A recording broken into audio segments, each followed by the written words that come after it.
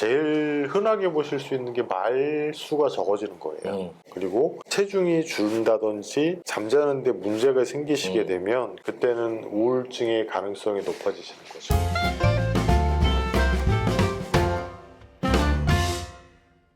안녕하세요.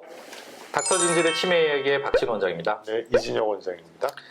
자, 오늘은 우울증에 대해서 좀 알아볼 거예요. 네네. 야, 이 우울증, 요즘 코로나 상황에서 코로나 블루라 그래서 그것도 좀 그렇죠. 심하잖아요. 다각도로 좀 다뤄볼까 싶어요.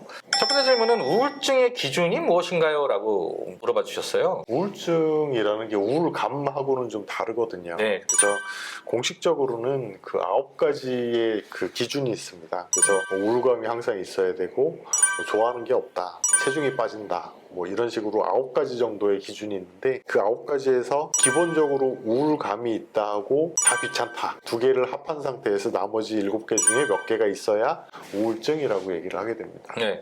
우울감은 사실 이 두 번째 질문에 우울감과 우울증의 차이라는 질문이 네. 있었어요. 같이 복합적으로 설명을 드리자면 우울감은 누구나 다 느낍니다. 안 느끼는 사람은 사실 어떻게 보면 그 질병이에요. 우울감조차도 없이 사는 사람은 오히려 그건 또 정서적으로 네. 문제가 있을 수도 있는 겁니다. 그러니까 우울감은 다 있을 수가 있는데 이제 우울증이라고 하는 어떤 질병의 분류상으로 정도까지 들어갈 정도의 우울증은 우울감의 지속이 아주 지속적으로 우울감이 드는 거예요.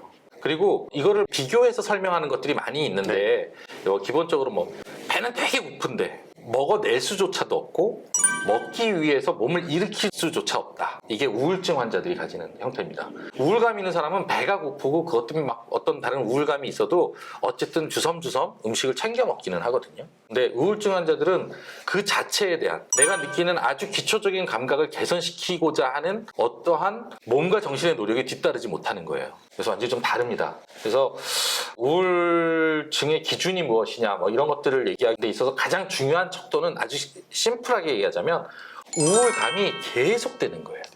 계속 지속적으로 나타나고 뭘 해도 즐겁지가 않고 그 다음에 이것이 몸을 지배합니다. 이 우울감으로 인해서 육체조차도 굉장히 무엇인가를 할 수 있는 상태가 아닌 거예요. 그렇죠. 예, 그래서 이제 그렇게 얘기를 하시면 될 것 같습니다. 그러니까 몸에까지 영향을 주면 우울증이 되는 거죠. 네, 우리가 보통 우울감이 있다고 해가지고서는 뭘 안 하지는 않거든요. 네. 근데 우울증은 뭘 못합니다. 네, 그 차이가 분명히 있죠. 우울증의 징조는 어떤 게 있을까요? 라고 하셨어요. 제일 흔하게 보실 수 있는 게 말수가 적어지는 거예요. 급격히. 네.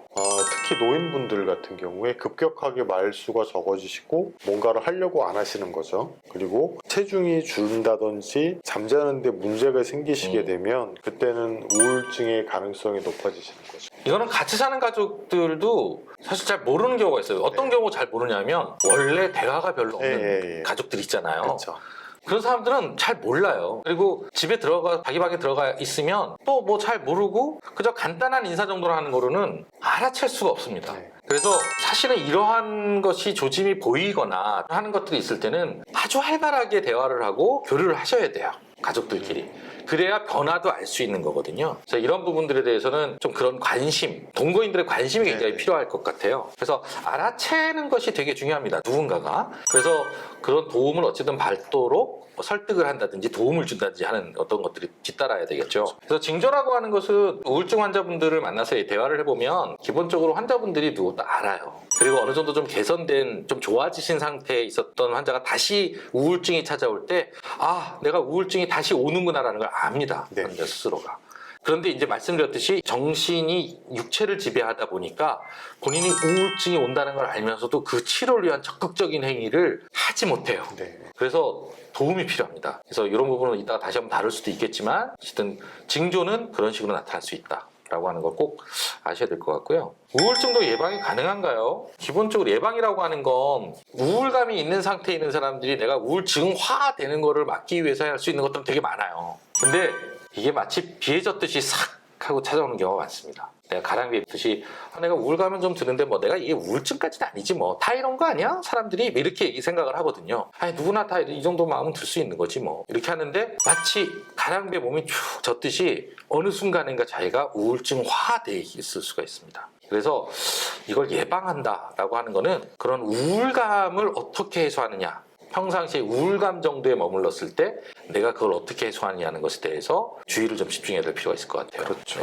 그러니까 빨리 대응을 하셔야 돼요. 옛날에 뭐 내가 좀 우울감이 좀 있고 남들보다 우울감을 좀 더 느끼는 것 같긴 한데 또 기쁘고 놀 땐 또 재밌으니까 나는 이 정도는 괜찮은 것 같아 라고 할 수 있는데 이게 자꾸 잦아지면 그때는 본인이 전문가를 찾아야 돼요. 네. 그래서 뭐 상의를 통해서 뭐 약이 필요하면 약을 먹는다든지 어떤 대책을 세워야 되는 것이죠. 네. 우울증도 완치가 가능한가요? 가능하다면 치료는 얼마나 걸리나요? 하셨어요. 우울증도 완치가 가능하죠. 네, 가능하죠. 완치가 가능합니다. 우울증도 완치가 분명히 가능하긴 한데 뭐 기간은 환자의 상태에 따라 다 다를 수밖에 없습니다. 다를 수밖에 없는데 치료의 적극성, 그 다음에 환자가 이 치료를 하는 데 있어서 어떤 모티브가 명확한 환자일수록 치료가 좀 쉬워요. 근데 모티브가 되게 불분명한 경우들이 또 있습니다. 그러면 아무래도 그러한 것들을 찾아나가는 과정에 시간이 좀 더 필요할 수도 있고요. 하지만 저희가 의료적으로 한약을 통해서 치료를 하지 않습니까? 의료적으로 치료를 하는 데 있어서 도움을 드리는 것은 충분히 치료가 가능합니다. 가능합니다. 우리 원장님도 정신과를 대학원에서 공부를 하셨지만 정말 한방이 정신과가 정말 탁월하잖아요. 네. 뛰어납니다. 근데 잘 모르시고 네. 또 한의사들 잘못이 또 있어요. 저희들이 또 이런 뛰어난 한방으로의 정신과학적인 치료 영역을 저희들 스스로가 조금 난관이 있어도 그걸 꾸준히 연구하고 사회에서 또 해나가고 환자를 치료해 나가는 성과들을 이뤄왔어야 되는데 저희들이 참 사실은 조금 등한시했죠. 그런데 정말로 굉장히 뛰어납니다. 저는 제가 치료 효과를 저 스스로가 놀랄 정도로 한방이 정신과 치료하는데 정말 많은 효과를 보여요. 혹시 이 방송을 보시는데 우울증 치료를 하는데 뭔가 다른 방법이 필요하다고 생각되시면 언제든 문의해 주세요. 저희들이 성의껏 진료도 해드리고 또 도움도 드리도록 하겠습니다. 오늘도 저희 방송 어떠셨는지 모르겠습니다. 저희 방송 괜찮았으면 구독 부탁드리고요. 또 다음 시간에 또 다른 내용으로 만나 뵙도록 하겠습니다. 오늘도 감사했습니다.